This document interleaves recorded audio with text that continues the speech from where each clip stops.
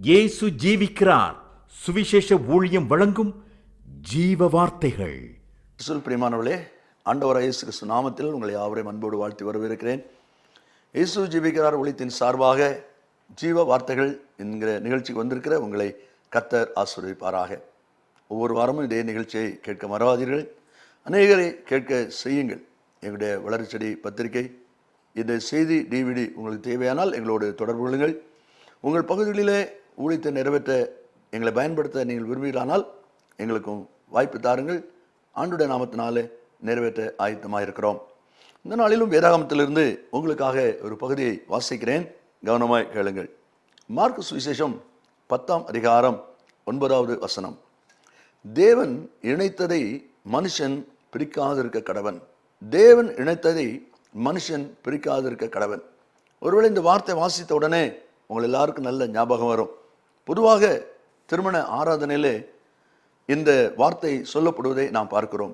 தேவனுடைய சமூகத்திலே கணவன் மனைவியாக ஒரு குடும்பம் இணைக்கப்பட்டிருக்கிறார்கள். ஆகினாலே தேவன் இணைத்ததை மனிதன் பிரிக்காதிருக்க கடவன். ஒரு பகுதியில் அது உண்மையான ஒரு அனுபவம். ஆனாலும் இன்னைக்கு ஆண்டவர் இந்த வார்த்தை மூலமாய் நம்மோடு பேசும்படி ஆயத்தமாய் வந்திருக்கிறார்.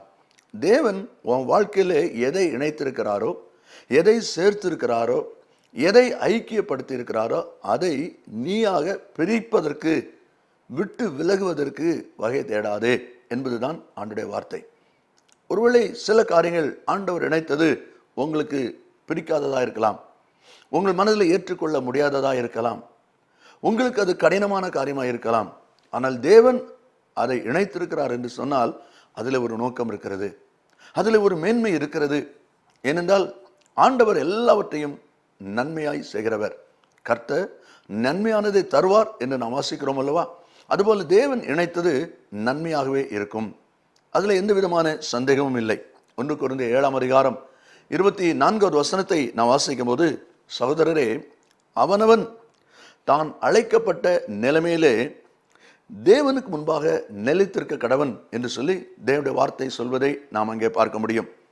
புலம்பல் புஸ்தகத்திலே 3ஆம் அதிகாரம் 27-8 வசனங்களை நாம் வாசிப்போமானால், எரேமியா மூலமாக கர்த்தர் சொல்லும்போது, தன் இளம் பிராயத்தில் நுகத்தை சுமக்கிறது மனிதனுக்கு நல்லது, அவரே அதை தன்மேல் வைத்தார் என்று தனித்திருந்து மௌனமாக இருக்க கடவன் என்று வேதம் சொல்கிறது. உன் வாழ்க்கையில் கர்த்தர் ஒரு நுகம் வைத்திருக்கிறார் என்று சொன்னால், ஒருவேளை தற்சமயத்திலே உங்களுக்கு அது பாரமாய் தெரியலாம், கடினமாய் தெரியலாம். ஆனால் ஆண்டவரே என் வாழ்க்கையிலே இதை இணைத்திருக்கிறார், ஆண்டவரே என் வாழ்க்கையிலே இதை வைத்திருக்கிறார் என்பதை நீங்கள் உணர்ந்து கொண்டால் நீங்கள் ஆசீர்வதிக்கப்பட்டவர்களாயிருப்பீர்கள். ஏமி கார்மிக்கல் அம்மா என்பவர்களை குறித்து நீங்களும் கேள்விப்பட்டிருப்பீர்கள். திருநெல்வேலி மாவட்டத்திலே டோனாவூரிலே அவர்கள் நட்சத்திர கூட்டம் என்கிற ஒரு கூட்டத்தை வைத்திருக்கிறார்கள். எங்களுடைய ஊருக்கு அடுத்து அந்த ஊர் இருக்கிறது. அவர்கள் இங்கிலாந்து அருகிலே உள்ள அயர்லாந்து தேசத்து பெண்மணி. அவங்களுடைய வாழ்க்கையில் அவருடைய கண் கருப்பு விழி. அந்த பிரிட்டிஷ் பீப்புள் அல்லது அங்கே இருக்கிற மக்களுடைய கண்கள் எல்லாமே ப்ரௌனிஷ் கலரில் இருக்கும். நீங்களும் பார்த்திருப்பீர்கள் என்று சொல்லி நான் விசுவாசிக்கிறேன். ஆக ஸ்கூலில் படிக்க போகும்போது, மற்ற இடங்களுக்கு போகும்போது எல்லாரும் இவங்களை பார்த்து கேலி பண்ணுவாங்களாம், உனக்கு கருப்பு கண்ணுன்னு சொல்லி. அம்மாட்டத்தில் போய் சொன்னாங்களாம், அம்மா இப்படி எல்லாரும் என்னை கேலி பண்ணுறாங்க, அதனால எல்லாரும் போல் எனக்கும் கண்ணு ப்ரௌனாக இருக்கணும், அப்போ நீ ஏசப்பாட்ட கேளுன்னு சொன்னாங்களாம். எனக்கு போய் ஜோன் இருக்கிறாங்க. ராத்திரி காலையில் எழுந்த உடனே போய் கண்ணாடியில் பார்த்தாங்க, எப்போது போல் கண்ணு கருப்பாக தான் இருக்கு. அம்மாக்கிட்ட மிகுந்த துக்கத்தோடு வந்து சொன்னாங்களாம், அம்மா ஏசப்பா ஜெபத்தை கேட்கல, என் கண்ணு அப்படியே தான் இருக்குது. அப்போ இவங்க சொன்னாங்க, இல்லைம்மா ஆண்டவர் ஜெபத்தை கேட்டிருக்கிறார். எப்படிம்மா சொல்லுவீங்க? ஜெபத்துக்கு எஸ் ஒரு பதில் இருக்கு, நோ ஒரு பதில் இருக்கு, வெயிட் அப்படி பதில் இருக்கு. உனக்கு ஆண்டவர் வெயிட் பதில் கொடுத்திருக்கிறாரு, பொறுமையா இரு அப்படி பதில் கொடுத்திருக்கிறாரு, அதனால நீ பொறுமையா இருன்னு சொன்னாங்களாம். ஆனாலும் இந்த ஏமி கார்மிக்கல் அம்மாவுக்கு அதை ஏற்றுக்கொள்ள முடியல, மிகுந்த மன வருத்தம். ஆனால் காலங்கள் போனது, வருடங்கள் போனது. இவங்க ஊழியத்துக்கு தன்னை அர்ப்பணித்து அவங்க இருக்கிற அந்த ஊழிய ஸ்தாபனத்தின் மூலமாக இந்திய தேசத்துக்கு ஊழியத்துக்கு அனுப்பப்பட்டாங்க. அவங்க கப்பலில் வந்து இந்திய தேசத்தின் கடற்கரையில் இறங்குகிற அந்த நிலையில் கீழே இருக்கிற மக்கள் ஜனங்களெல்லாம் பார்த்த உடனே அவங்க கர்த்தருக்கு நன்றி சொன்னாங்களாம், ஆண்டவருக்கு ஸ்தோத்திரம் சொன்னாங்களாம். என்ன, கீழே நிற்கிற எல்லாருடைய கண்ணும் கருப்புள்ளி இருக்கு. அப்பதான் யோசித்தாங்க, இந்த இந்திய தேசத்துல பணி செய்வதற்காக சிறுவயதிலேயே கர்த்தர் என்னை ஆயத்தப்படுத்தி இருக்கிறார், அதனால தான் எனக்கு அந்த கருப்புள்ளி என்று சொல்லி. அருமையானவர்களே, சில காரியங்கள் தேவன் இணைத்தது உங்களுக்கு ஒத்து போகிறதா இருக்கலாம், உங்களுக்கு சிரமமா இருக்கலாம். ஆனா ஒன்றை நினைத்துக் கொள்ளுங்கள், தேவன் இணைத்திருக்கிற காரியம், தேவன் உங்களை குறித்து நினைத்திருக்கிற காரியம் எல்லாமே வெற்றிக்கு எதுவாக, நன்மைக்கு எதுவாக இருக்கும் என்பதை மறந்து விடாதீர்கள். வேகமாய் 2-3 காரியங்களை நாம் வாசித்து ஜெபிக்க போகிறோம்.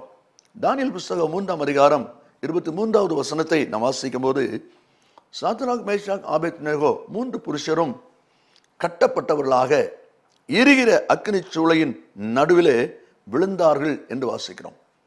3 பேரையும் ராஜா கட்டி போட்டு விட்டார். காரணம், என் கையிலிருந்து உன்னை தப்பிக்க போகிற தேவன் யார் என்று சொல்லி ராஜாவுக்கு பயங்கர கோபம்.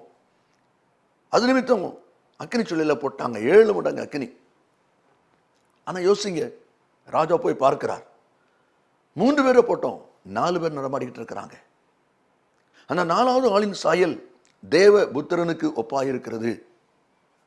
அப்படிப்பட்ட நிலைமையிலே மந்திரி கூப்பிட்டு கேட்கிறான், ஆமா 3 பேர் தான் போட்டோம், 4 பேர் இருக்கிறாங்க.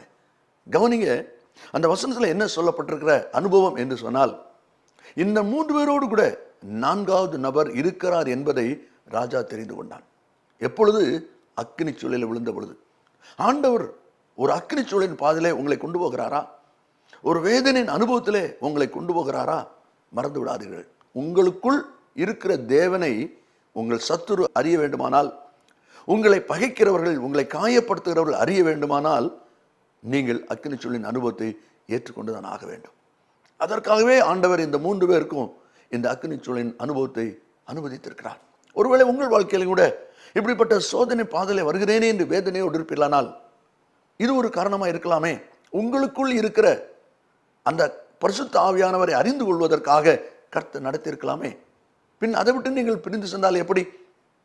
அது மாத்திரம் அல்ல, அந்த ராஜா என்ன சொல்கிறார் பாருங்கள், 26வது வசனத்திலே, உன்னதமான தேவனுடைய தாசராகிய என்று கூறுகிறார். உன்னதமான தேவனுடைய தாசர், உங்களை என் கைக்கு தப்புவிக்க போகிற தேவன் யார் என்று கேட்ட அதே ராஜா சொல்கிறார், இந்த 3 பேர் ஆராதிக்கிறவர் உன்னதமானவர். உன்னதமானவர். ராஜா வாயில இப்படிப்பட்ட ஒரு வார்த்தை எப்படி வந்தது? இந்த அக்னி சூளைக்கு போனதுனால.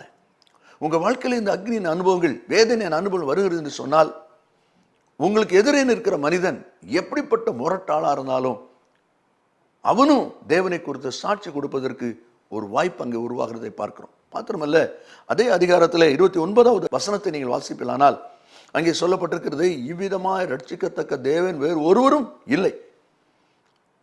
ராஜா இந்த 3 ஆராதிக்கிற தேவனை குறித்து சாட்சி கொடுக்கிறார். அது மாத்திரம் இல்லை, யாராவது இந்த 3 வணங்குகிற தேவனுக்கு விரோதமாய் செயல்பட்டால் அவர்கள் கொலை செய்யப்படுவார்கள், துண்டிக்கப்படுவார்கள், அவருடைய வீடு எருக்களமாக்கப்படும். இப்படிப்பட்ட ஒரு பயங்கரமான சட்டம், வார்த்தை ராஜாவின் மூலம் வருகிறது என்று சொன்னால், காரணம் இந்த அக்கினி சூளையை அவர்கள் ஏற்றுக்கொண்டதுனால.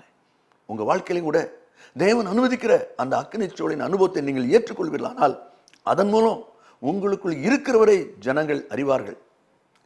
உங்களுக்குள் இருக்கிறவர் உன்னதமானவர் என்பதை அவர்கள் அறிவிப்பார்கள். மாத்திரமல்ல, உங்களுக்குள் இருக்கிறவரை ரட்சிக்கத்தக்க தேவன் என்று சொல்லி பறைசாற்றுவார்கள். அப்படியானால் இந்த அக்னி சூளையின் அனுபவம் இவருடைய வாழ்க்கையில நல்லது தானே? நீங்களும் அதை மறந்து போக வேண்டாம். 2வதாக ஆதியாகமம் 39ஆம் அதிகாரம் 20வது வசனத்தை நான் வாசிக்கும் போது, யோசேப்பின் எஜமான் அவனை பிடித்து சிறைச்சாலையிலே ஒப்புவித்தான். சிறைச்சாலையிலே ஒப்புவித்தான். இந்த யோசேப்புடைய எஜமான் போத்திபார் இவனை நல்ல கனப்படுத்துகிறான். இவன் தன் வீட்டுக்கு வந்ததுனால சகலமும் ஆசீர்வாதமாக இருக்கிறது என்று சொல்லி கண்டு அவனை தன்னுடைய வீட்டுக்கு விசாரணைக்காரனாய் வைத்தான். அவன் எதையெல்லாம் செய்கிறானோ அதை பற்றி எதுவுமே இந்த எஜமான் கேட்பதில்லை. அப்படிப்பட்ட ஒரு நம்பிக்கைக்குரிய ஒரு பாத்திரமாய் யோசிப்பு அந்த வீட்டில் இருக்கிறான். ஆனா இந்த மனைவி வந்து அவனிடத்துல இவன் தகாத விதமா என்னிடத்துல நடக்க முற்பட்டான் என்று சொன்ன உடனே பிடித்து சிறையில போட்டான். சிறையில கிடந்த யோசிப்பு யோசித்திருப்பான். எல்லாரும் சொன்னாங்க, இந்த மனுஷன் எஜமான் ஒரு வார்த்தையாவது, நீ என்னப்பா செய்த, என்ன நடந்தது, என் மனைவி இப்படி சொல்றாள், அது உண்மைதானா, நீ அப்படி செய்யக்கூடிய ஆள் இல்லையே, என்னத்தான் உனக்கு தெரியுமே, அப்போ ஏன் இப்படி இருக்குது? ஒரு வார்த்தை அவன் கேட்கக்கூடாது? ஒருவேளை இங்கே கேட்டுக்கொண்டிருக்க நீங்களும் கூட அதை யோசிக்கலாம். இப்படிப்பட்ட ஒரு சூழ்நிலையில் நான் இத்தனை வருடம் இந்த கம்பெனியில் உழைத்திருக்கிறேன், இந்த குடும்பத்துக்காக உழைத்திருக்கிறேன், இந்த மனுஷனோடு பழகியிருக்கிறேன், எல்லாரும் சொன்னாங்க சரி, இவனாவது ஏன்பா இப்படி இருந்தது, என்ன நடந்தது, ஒரு வார்த்தை கேட்டான் இல்லையே? கேட்க மாட்டான். அவன் கேட்க மாட்டான். அதுதான் உலகம். அவங்க விசாரிக்க மாட்டாங்க. அதுதான் உலகம். ஆனால் உண்டை யோசிங்க, இந்த சிறைச்சாலையில் அவன் கடந்ததால் நடந்தது என்ன?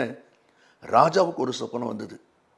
அந்த ராஜாவுக்கு சொப்பனம் சொல்றதுக்கு ஆள் இல்லை, அர்த்தத்தை சொல்றதுக்கு ஆள் இல்லை. அப்பொழுதுதான் பானபாத்திரக்காரனுக்கு ஞாபகம் வருது.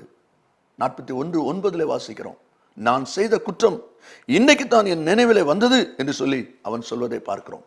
அது நிமித்தமாய் அவன் போய் சொல்றான், ராஜாவே, நான் சொப்பனம் கண்டபோது எனக்கு அர்த்தம் சொன்ன ஒருத்தன் அங்கே இருக்கிறான், அவனை கூப்பிடுங்க. அவன் சொல்லுவான்.